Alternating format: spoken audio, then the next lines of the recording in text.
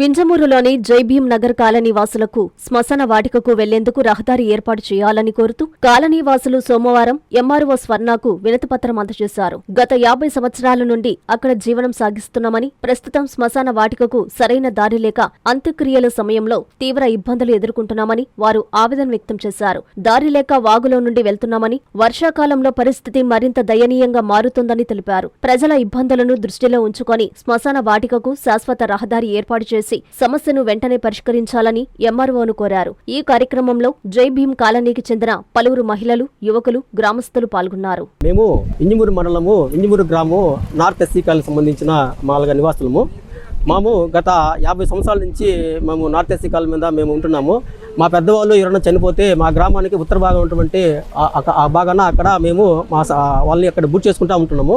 ఇప్పుడు ఈ మధ్యకాలంలో అక్కడ ఒక ప్రైవేట్ ల్యాండ్లు ఆ స్థలం పక్కనే ప్రైవేట్ ల్యాండ్ వాళ్ళు వచ్చేసి వెంచర్ వేసుకొని ఆ చుట్టూ మళ్ళగా ఇది కట్టేస్తున్నాడు, గోడ కట్టేస్తున్నారు.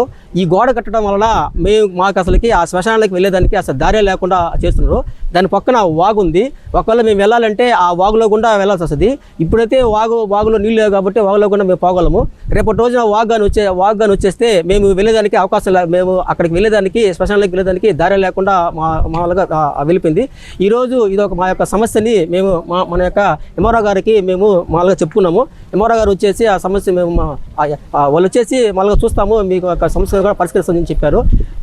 ఇది విషయాన్ని కూడా మన మన మన మన ప్రభుత్వ అధికారులందరికీ కూడా మేము ఆ యొక్క విన్నపము, మాకు ముఖ్యంగా మాకు కావాల్సింది దారి, ఆ దారిని చూపించవలసిందిగా మేము ప్రభుత్వ అధికారులకి మా అందరి తరఫున మేము యొక్క ధన్యవాదాలు తెలియజేసుకుంటాం. పెద్దేటి చెన్నయ్య నా పేరు. మాది SC north SC colony.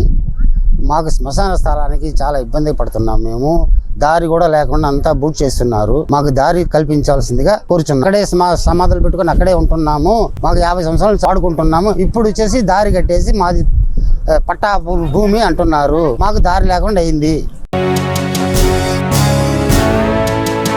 Road కలను సాకారం చేసేందుకు విచ్చేయుచున్న ఎమ్మెల్యే కాకర్ల సురేష్ గారికి స్వాగతం, సుస్వాగతం.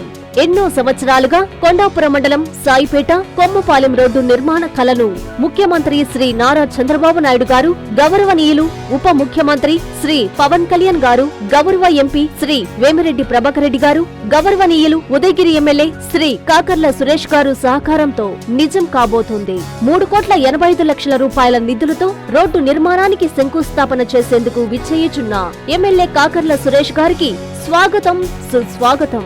మీ Tatikonda Anusha, telecom advisory committee Udayagiri నియోజకవర్గం సభ్యురాలు.